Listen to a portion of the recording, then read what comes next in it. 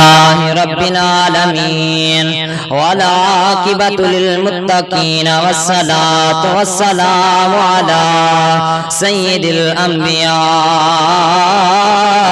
والمرسلين أما بعد فأعوذ بالله من الشيطان الرجيم بسم الله الرحمن الرحيم لا ريب فيه هدى للمتقين آمنت بالله صدق الله العظيم وصدق رسوله النبي الكريم الأمين ونحن على ذلك لمن الشاهدين والشاكرين والحمد لله رب العالمين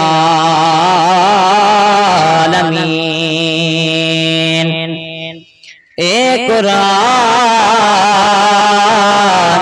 نورانی شیشہ جڑا رحمت بن کے آیا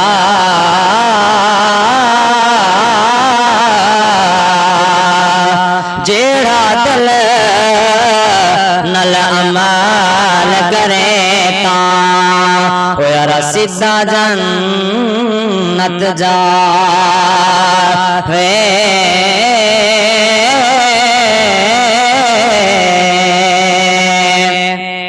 سامعین اس وقت اللہ تبارک و تعالی کی حمد و ثنا کے بعد حضور پر نور سرور کائنات صلی اللہ علیہ وسلم پر درود و سلام کا نذرانہ پیش کرنے کے بعد میں نے جو آپ کے سامنے آیات مبارکہ پڑھی ہے، دعا ہے اللہ تبارک و تعالی مجھے حق اور سچ بیان کرنے کی توفیق عطا فرمائے اور ہم سب کو اس پر عمل کرنے کی توفیق عطا فرمائے۔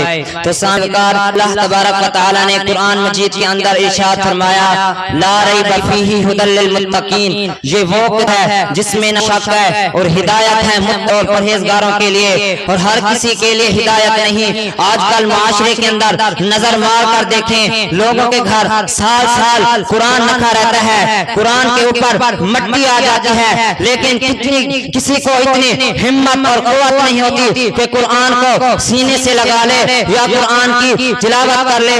ایک مرتبہ ایک شخص ایک مولوی کے پاس آیا اور کہتا ہے کہ مولانا صاحب آپ میرے ساتھ چلیے۔ تو مولوی نے کہا جی خیرت ہے؟ کہتا ہے بالکل خیرت ہے، اللہ تبارک و تعالی نے مجھے ایک فرزند عطا کیا جس کے کان میں تکبیر اور اذان دینی ہے۔ تو مولوی صاحب اس کے ساتھ چلے گئے اور دیکھا بچہ بہت ہی حسین و جمیل ہے، خوبصورت ہے۔ مولوی صاحب نے کہا جس کو کیا بناؤ گے؟ کہتا ہے اس کو تھانے دار بناؤں گا۔ مولوی صاحب جب ایک سال گزر گیا اور دوسرا بچہ پیدا ہوا تو وہی شخص اس مولوی صاحب کے پاس آیا اور کہتا ہے یہ ایک بچہ اللہ تعالیٰ نے مجھے اور دیا جو اس سے بھی زیادہ خوبصورت ہے۔ تو مولوی صاحب نے کہا اسے کیا بناؤ گے؟ کہتا ہے جی اسے حوالدار بناؤں گا۔ خدا کی قدرت کی کمال دیکھے، جب تیسرا بچہ پیدا ہوا رنگ کا کالا، ہونٹ دبلے اور آنکھیں سے بھینگا اور ہاتھ پاؤں جس کے مڑے ہوئے ہیں۔ مولوی صاحب نے پوچھا جی اسے کیا بناؤ گے؟ کہتا ہے اسے مدرسے کے اندر داخل کرائیں گے، اسے حافظ قرآن بنائیں گے۔ میں نے کہا جس بچے کو معاشرے کے اندر دھتکار دیا گیا اور حافظ قرآن کے لیے چن لیا گیا، اس بچے کی شان دیکھیں۔